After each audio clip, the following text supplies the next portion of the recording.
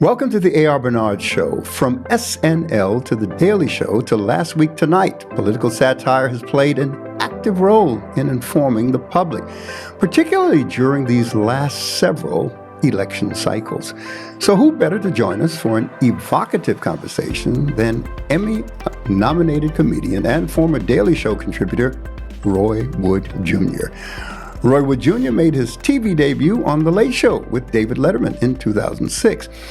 He is revered in the comedy world for his political satire and earned the coveted spot of hosting the White House Correspondents' Dinner in 2023, garnering some of the program's highest ratings in recent years. Please welcome to the program, Roy Wood Jr. Well, hello. Thank you. This is my evocative voice. I'll be using evocation today. Let's begin right there. Comedian and journalist. Yeah. As a comedian, you are making people smile, making them laugh. You're a social critic, bringing observations of what's happening in our society. But as a journalist, you want to be taken seriously in order to be credible. How do you marry those two things? For me, it's always been one and the same in that, to me, the job of a journalist is to inform. So if I use humor to inform, then is comedy not journalism? Depending on what I'm talking about. Like, I feel like most comedians, the comedians we respect, right? You are either reporting on the world as you see it, or your condition, yourself as you see yourself. It's still a form of reporting. It's still who, what, when, where. So to me, I always looked at how could I take the serious thing and make it funny, or I don't want to say poignant, but well, yeah, how can I take this thing that everybody feels one way about and get you to look at it a different kind of way? And for me, that tool has just always been humor. I mean, even all of like I'm taking all the way back to FAMU. And when I was in journalism at FAMU, I wanted to do the funny documentary, the weird documentary, you know, the odd stuff. I never wanted to do just strictly hard news and live in the news and, you know, Bryant Gumbel everything. I wanted to be Stuart Scott. I wanted to be a little lighter with things. I wanted to even use lighter language, looser language. And so, I don't know. I've just never, because I've always done both at the same time. I was doing stand-up while I was in college. I never saw a real delineation between the two. It wasn't until I got to The Daily Show, 2015, where I started feeling like, oh, okay, people are mad about this stuff. So you got to be really careful how you talk about this type of stuff and how you deal with this type of stuff. And so that was the thing that, you know, I had a bit about police reform from my first hour special back in 2017. And as I would, like, you take a joke out on the road, right? And you work the joke out over the course of a couple of months, maybe a year or two, to get it ready for television. I was performing in St. Louis 2 weeks after Ferguson. And the argument that I was attempting to make within the joke was about how, and this is just me being factual, I'm not running like material on you or something right now. Factually speaking, for the amount of money that it would cost to give police officers a raise, it would be cheaper than the amount of money that is currently paid for police misconduct lawsuits. So if you want better police, maybe we should pay them more and make it a real high-paying job where people snitch on each other. Because when you got a good job, ain't no thin blue line. I'm snitching on you. You ain't finna mess up my $400,000 a year. So the joke is about how ridiculous the amount of money is that is paid for lawsuits. And that here's my solution. But when you are in Ferguson, when you're in St. Louis 2 weeks after Ferguson, right, and you're trying to make that point, you better be very careful You better be very careful how you word this joke. You better be very careful how you make this point. So the precision of language, it's literally playing operation with the crowd. Now, if you get through it and you get them to laugh, because it sounds like a pro-police joke, but it's really anti-over-policing. Mm-hmm. Mm-hmm. So when I started getting more political on stage, that's when I started seeing the delineation and, okay, here's the best and simplest way. Like morning radio was easy. That was a cinch. You talk your trash and then play a Usher song and keep it moving. You're done. Whereas when you were doing political humor to the people that are in pain and to the people that are dealing with the issues that you're joking about, you got to be a little bit more precise in how you handle jokes. So to what degree does your personal view weigh in on the jokes that you tell? How do you even choose the topics that you're willing to weigh in on? It's got to be something I already care about. I'm not going to just talk about stuff because everybody else is talking about it. If it's something that doesn't interest me or something that I don't feel like I have anything new to offer the conversation, I'm not going to say nothing. Like it's not worth, analyzing. I just taped an hour special for Hulu that'll be out soon. And a lot of that special is it's a conversation around connection and the lack of connection that we have as a society. And from that thesis, you have jokes. From that thesis, you have jokes that serve as examples for that, There's less employees in the stores. We're less inclined to answer the phone when people call us. Every work meeting is remote now. Like there are all of these instances in our society where, we don't talk, we don't interact, why is that? Well, let me figure out a way to make that funny. And that becomes the thread that I choose to run down because I feel like every problem in society and the miscommunication, the disinformation, people out in the streets yelling at each other, it all boils back to connection and whether or not we care about one another. So for me, that's where I'm going to tell some jokes this time. I see Trump over there. This is what's interesting me right now. So when people leave a stand-up session with Roy Wood Jr., how do you want them to feel after that experience? Because it's got to be an end game for you. At the end of the day, you're thinking about how people are going to experience you and your artistry.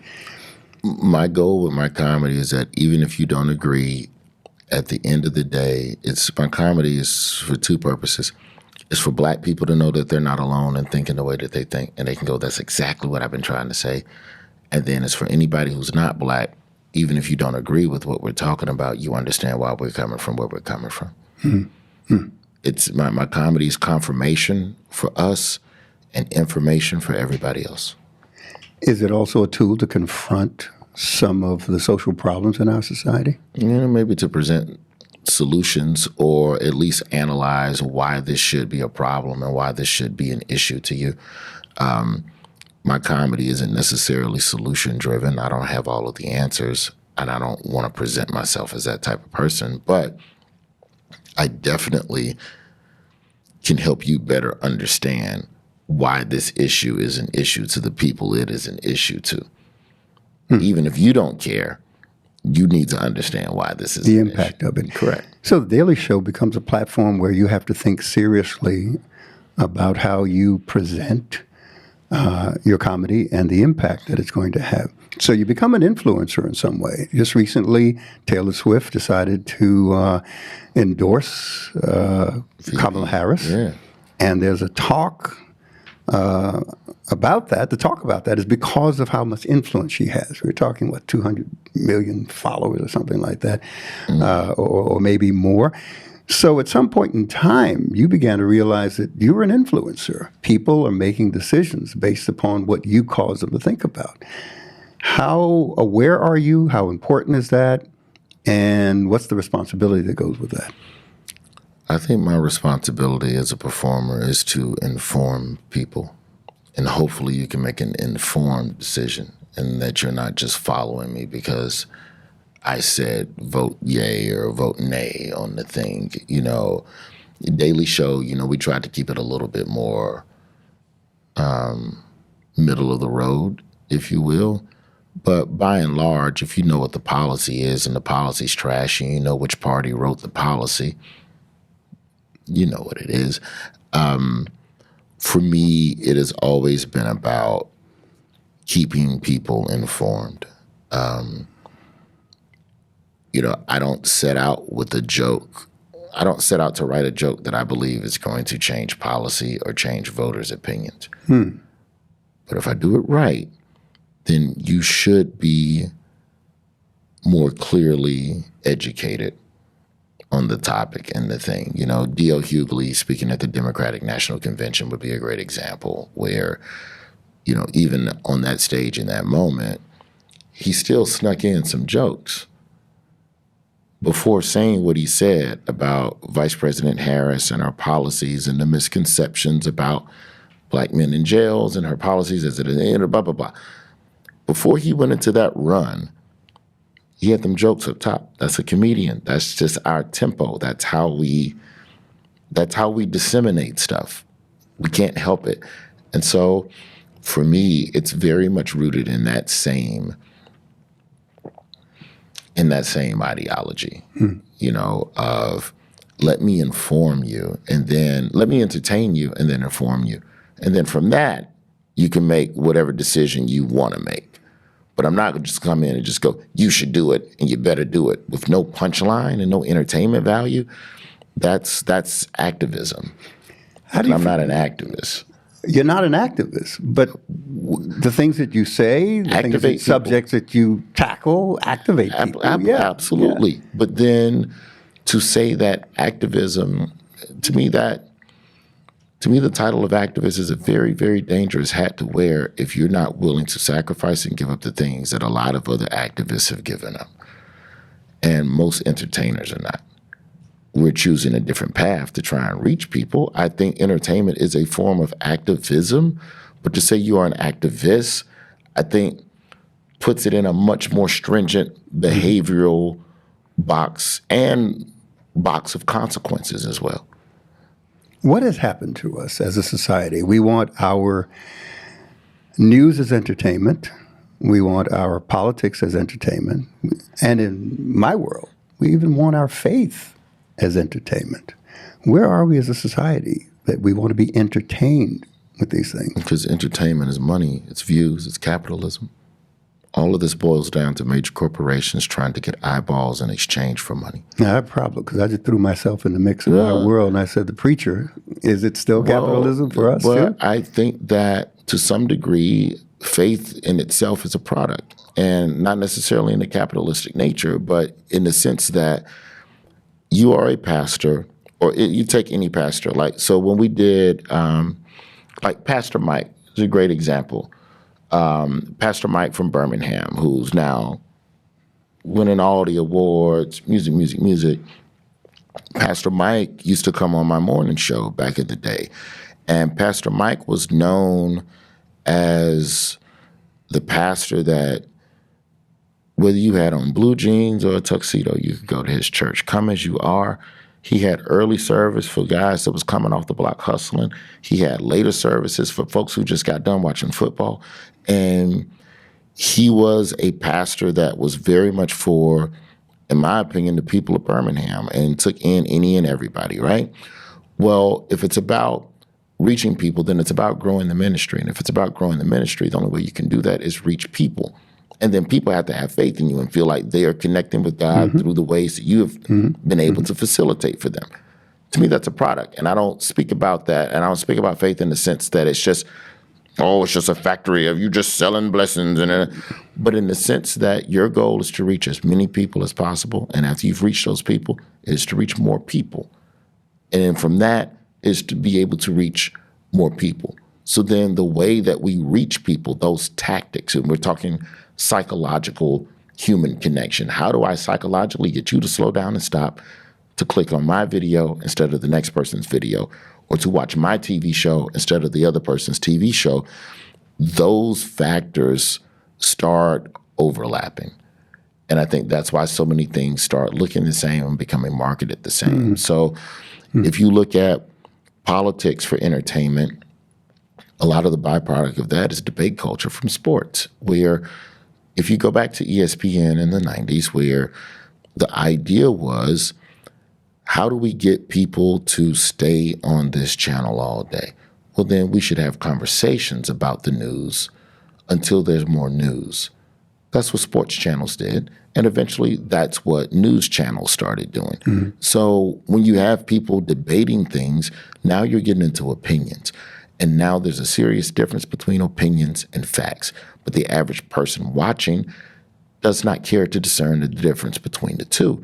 And, you know, and to a degree, it becomes problematic because news channels don't care to make it clear when it's opinion versus when it's fact. You have a reporter talking to someone with an opinion. Then you have a show right after that's hard news, and it's Christiana Amanpour, and she's doing real journalism. And then the next show is 9 people at a desk yelling at each other. And I say this fully as I get ready to start working at CNN. But I feel like the idea of entertaining people, it becomes, you know, in a way you have to reach people where they are. And so you have networks that have to start matching the consumer and viewing habits of people. I mean, Reverend, we got a whole generation of people who talk to themselves in the front seat of their car on a camera phone with their seatbelt still on. And people are cool with that.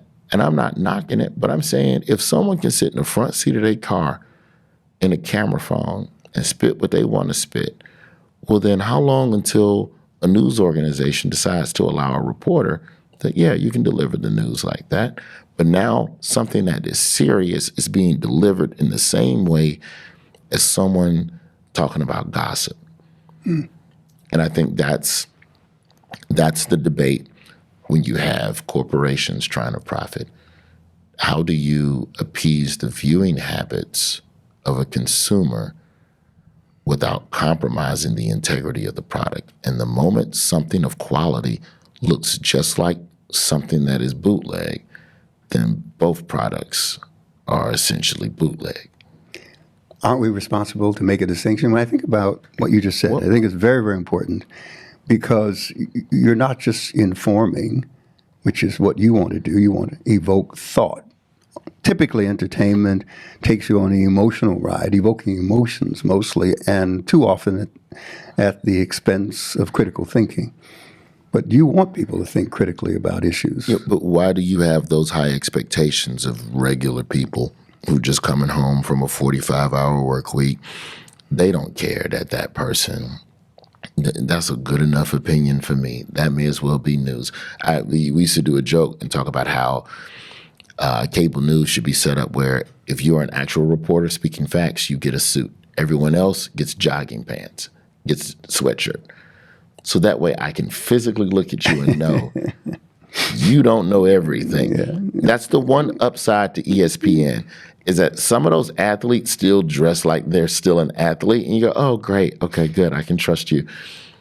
I can trust not to listen to everything you say. I know your reporting is shoddy because you're in a Target Morona shirt and not a Brooks Brothers suit. But I think that, yeah, we the public have a responsibility, but I think that we're expecting morality from companies that have put profitability above everything. So to assume that these companies are going to move within any type of place that doesn't do anything other than garner views and engagement, that's all that matters to them now. So the idea of a fully blooded delineation between what is news and what is entertainment about the news, I think we're past that. So then the challenge that you're faced with, and a lot of even like young YouTubers and things of that nature, is that, okay, what your ministry has to live adjacent to the preconceived thoughts and content expectations of the consumer, who I'm assuming like members of your church and people of your following, right? They still go out and watch secular stuff. So then pastors have to always be on the cutting edge of figuring out how do I can. One of the coolest things that I've seen in the faith world over the last 2 decades is something as simple as a lot of pastors not having like a proper lectern and not having like a proper lectern or pulpit. I like that loosey-goosey walking around with nothing obstructing you. Feels more conversational, feels more warm. I like the fact that some of them cats be wearing sneakers. Feels more relatable. That's what the politicians wear though too. And that's difficult because we have to maintain a certain sacredness to what we do. In Pentecostal holiness world, that means elevating, respect and honor for our craft, for who we represent. And journalism is no different. So I have to pledge allegiance to the old way it was done because that's the way it was taught versus the new way in which people consume content and thinking about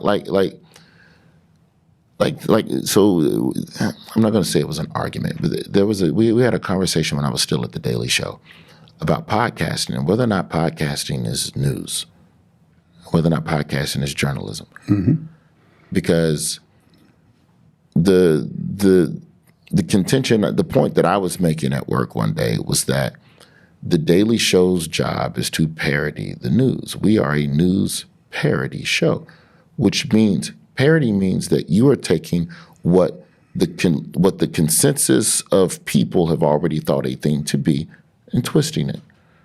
So news for a very long time was a shiny desk and a blue wall with the continents behind it. And that's how people got their news. So we parodied that. There's a lot of podcasts with good information. There's a lot of people in the front seat of their car with their seatbelt on, spitting some real information, factual information. Is that not news? And those people have millions of followers. So if we're to parody the news, should we be looking at that stuff as well as a way to eschew? And, of course, knowing what the show is, it settles in parodying the more traditional, old school structured style news show. But the question I was always posing as a correspondent, and we got to do it in some of the pieces that we did, was if we're to parody the news, how much do we have to acknowledge how people's perception of the news has changed? Because you go, okay, you have old tenements to honor, right? Well, if new followers view things in a different way, and collectively they have all agreed that this is fine and this is within the lines, then in an effort to connect and grow your flock, how much do you concede old school conservative ideologies to new school ideologies within religion? And so that becomes, and also let me just preface this. I probably go to church twice every 5 years when I'm in Birmingham. So I don't know if I'm the most educated person to be talking to you about all this. But I do feel not from a theological perspective, but definitely I was raised in a church, and we had a pastor on every week on my morning show when I was in Birmingham. But once travels and just life started happening, my relationship with the church, that's a whole separate conversation. But in the sense of building a following to deliver a message, journalist, pastor, comedian, they are all the same. And that's why there's similarities in their performance styles. So to me, that's a very interesting challenge that you all have to deal with that I don't envy, because it very much is, here's how it was done versus here's how it was done versus here's what people are responding to. Mm-hmm. I find the middle. We preach the gospel, and I'm speaking within the Protestant context, the Christian context, to the social mind. Social mind is the collective consciousness of a society. It's influenced by many, many, many factors. And we have to be conscious of all of the influences, especially in this day, because at one time the pastor, now you're interviewing me, right? The pastor was the primary voice in the hearts and minds of the flock. Yeah. But now... They were terms and conditions. Oh, man, absolutely. And now with all of these platforms that are available to access spiritual nurturing and ideas about faith and how to experience faith, I'm competing now with all of those other voices that I did not have to compete with before. And the greatest challenge for me is, am I relevant? Am I socially applicable? So what you're saying is absolutely true. There is a similarity in how we have to understand the people that we are speaking to and how they consume the information that we're giving them, and to make sure that they know, in my tradition, it's not 2,000 years old in terms of relevance. It is relevant now. It is real now. How do we translate that into today's living experience? That's a tension that we live in. And I think you too, because there are, jokes that relate to how things were, but now you've got to stay on the cutting edge as to what's happening within society and what's happening in the social mind today. And that's not easy. No, it's not. It's definitely a challenge, but I enjoy it. For every bit of complaining I've done the last 20 minutes, I love it. Yeah, of course. Of course. You wouldn't be doing what you're doing, right? I love it. So let's talk about some of the language in that social consciousness. Woke. What is woke to you? I think woke has been weaponized, like many other words on the right, to devalue and discredit the true intention of the word, which was progress. People call it woke, but I just call it being humane. Same with DE&I. Mm-hmm. Took that one, flipped that one too. Made it a slur. So to me, the word is, I'm not a fan of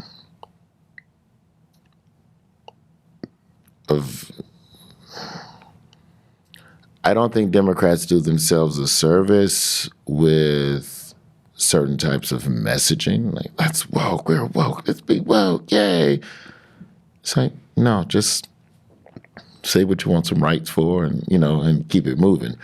And I think that when you start putting things under certain words and titles and umbrellas, when you start putting entire movements and intentions under umbrellas, then you run the risk of discrediting the entirety of a thing. It's no different than Black Lives Matter, where that phrase used to mean one thing, and over the course of, would you say, 5-6 years now, it means a lot of things.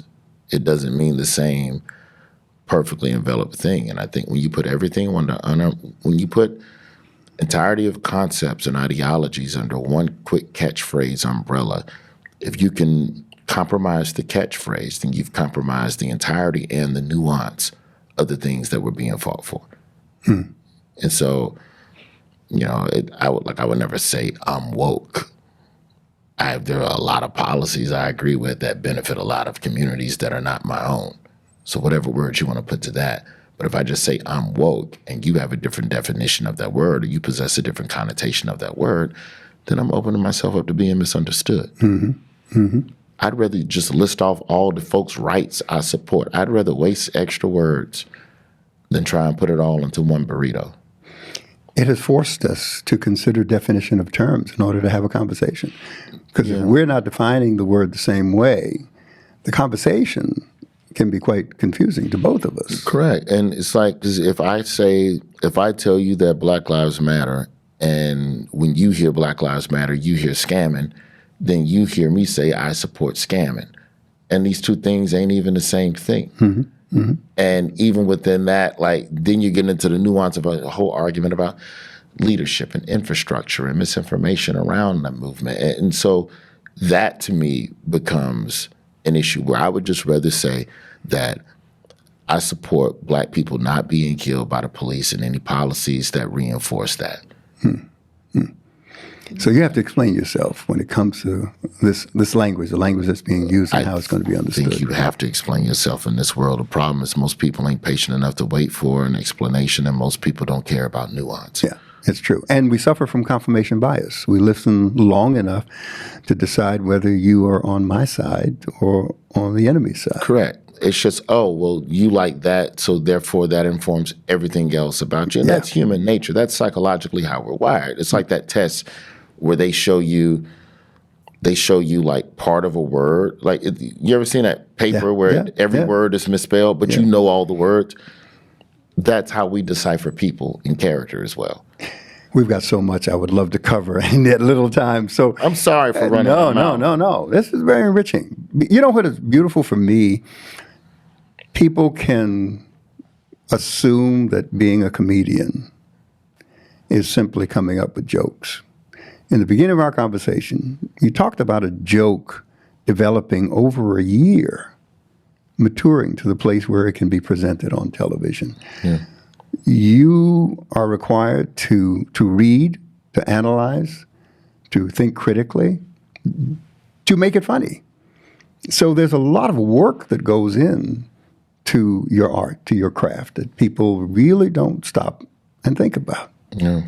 Yeah, you have to, depending on the notes you're trying to play for the crowd, you have to practice that instrument, you know, and sometimes it's not just about the joke as much as it is the placement of the joke, you know, to the point about that Ferguson joke, to the point about the police reform joke that got some groans in St. Louis. What I found was the issue wasn't the joke. The issue was that I didn't yet have a relationship with the audience yet. And so we don't know enough about where you stand on all the things to give you the runway required to start a joke at the edge. Because I like to start jokes at the edge of a cliff and then yo-yo back. That's exciting to me, to make you think that I was going to say the wrong or do the wrong or not agree with you, and then backdoor it back into something that you actually find yourself laughing at. I love that. So what I found with the joke about police reform and the money was, oh, if I put this joke 15 minutes into my set instead of 5 minutes into my set, it completely, and I didn't need to change anything about the joke, because now before that joke, there's enough pro-Black material and there's enough material that lets you know where I align and place myself with regards to our culture. You know where I'm from, you know who my parents are, you know where I went to college. You know how I feel. There was a bit about Black music that I used to do, and the basic premise of the bit was that you can't be surprised that Black people are frustrated with the way things are going. You can't be surprised that Black people are angry. We invented the blues. We invented an entire genre of music based on sadness. That's how sad we were. Blues didn't come from Africa. We were having a good time in Africa. It's when we got here that we picked up and so once you understand that and you know that that is where I'm coming from, and I go wherever I want after that in my act. Yeah. So it takes time to learn. There's a trial and error. But we live in a world now where comedy, where if you're presenting something and it's not perfect off the top, we're gonna try and crucify you. Yeah. That's why I don't get mad at any comedian who fumbles an attempt or the joke didn't go right and we gotta get rid of it, we gotta cancel. You don't know where in the lifeline of that joke that comedian is right now. We're one of the few art forms where we have to curate and learn what we're doing in front of the consumer. Chef can practice in private. Dancers can practice in private. Singers, actors, all y'all can go in private until it's time for the. Well, I don't think you practice. Like y'all you just got to come up with it.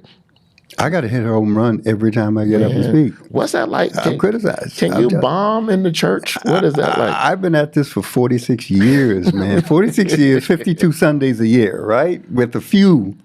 Can you have a sermon that's not hitting? Like, you know what? Let's just go and change to a different version. Well, I can't. Let's go on to a different chapter. I'm not the model. I'm not the model because I just share out of the overflow of my own reflections in faith and the relevance of faith to what's happening in human society. I want to speak into the lived experience of the people that I'm speaking to, no matter where I am, no matter what audience. I get a lot of practice to hit and miss. But and I've done takes time. It's sociology, and you start learning people. You know, you get into certain audiences, and I can't explain it, but just you learn.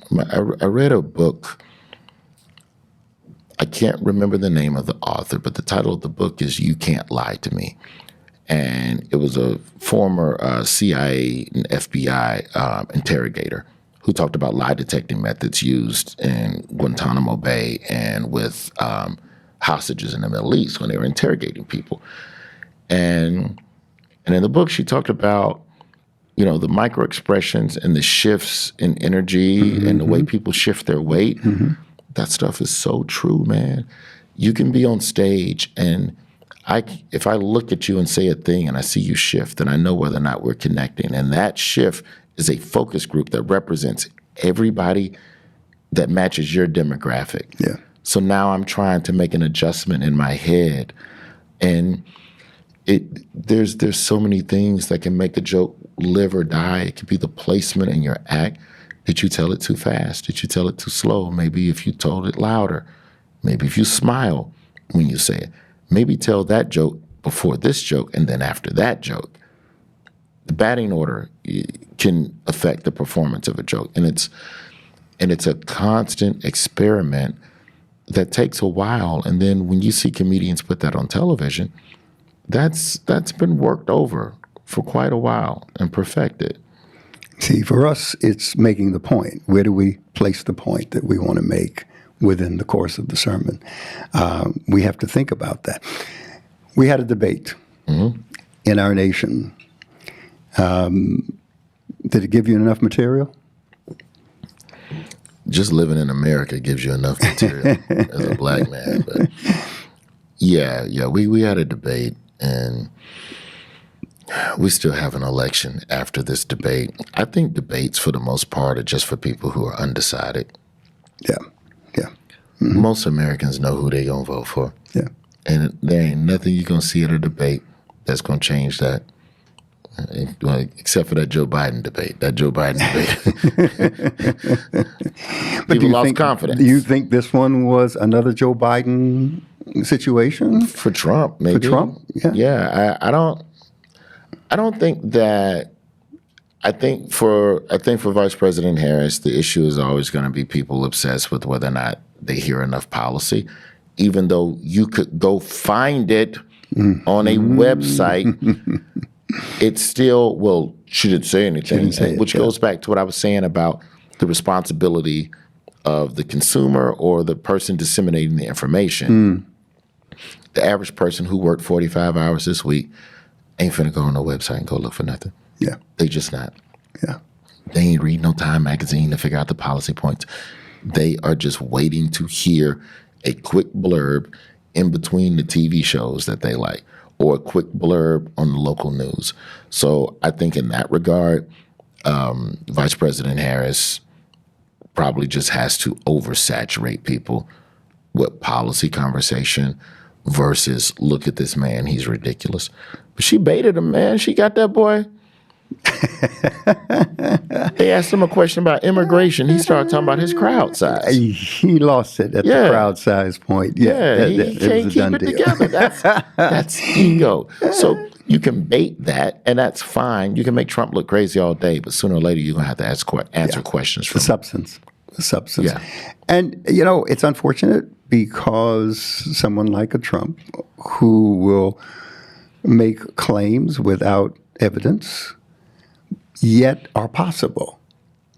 And because it's possible, people will take the possibility as fact. Yes. And that has controlled a lot of thinking within our society. Yeah. You take Venezuela emptying its jails and its insane asylums and sending them all here.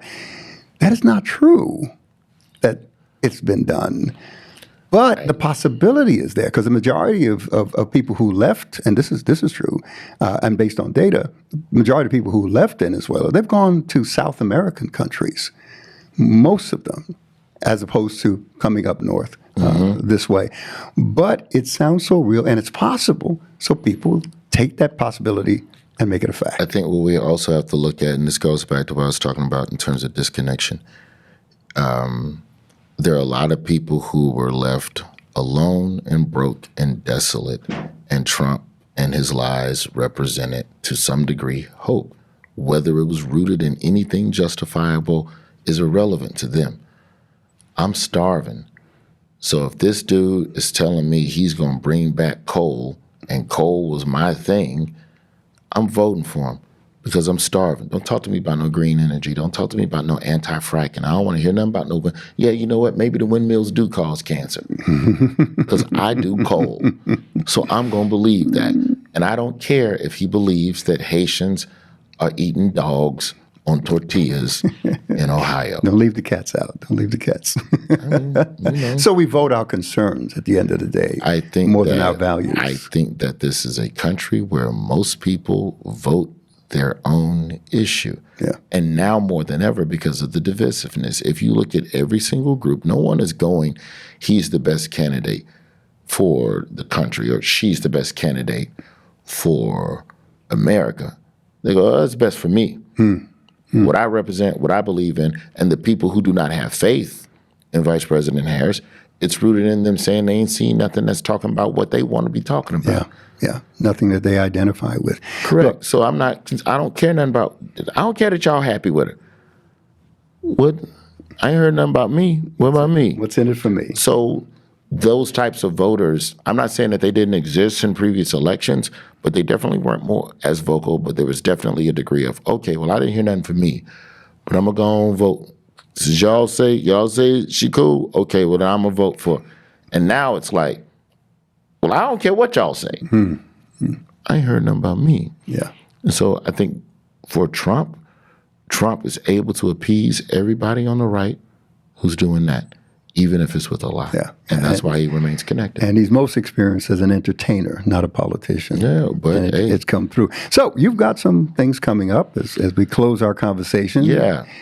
I'm anxious as much as I can to be back in the political conversation on everything that's happening. I'm thankful to CNN. The show is called Have I Got News for You? It's a remake of a British program. It's basically a comedy quiz show. So every Saturday night, I'm quizzing people on the news of the week. And see if you knew what the hell, if you've been paying attention to what was going on in the news. Governor of North Carolina, Mark Robinson, seen here telling Steve Urkel to get out of his house. Who did Mark Robinson offend? Me, dude. Everyone? Mark Robinson offended pretty much everybody. But it's really just a wonderful way to be able to comedically recap how ridiculous the week was. It's myself, Amber Ruffin, and Michael Ian Black. And then we're joined by two guests every week. We're CNN, 9 p.m. on Saturdays, and then the next day on Max.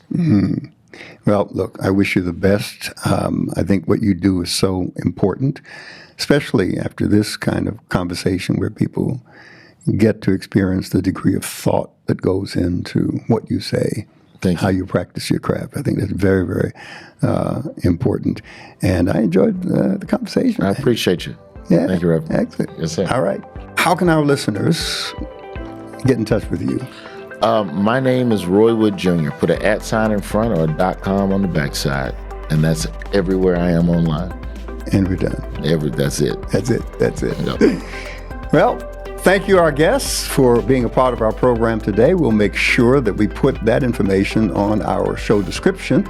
And thanks to Roy Wood Jr. for his presence here and the articulation of his craft in ways that are not heard often enough. And thank you, our listeners. If you like what you heard, you know the deal. Subscribe, like, and share. You can find us on all podcast platforms. We'll be back with another great conversation right here on The A.R. Bernard Show. Till then, God bless.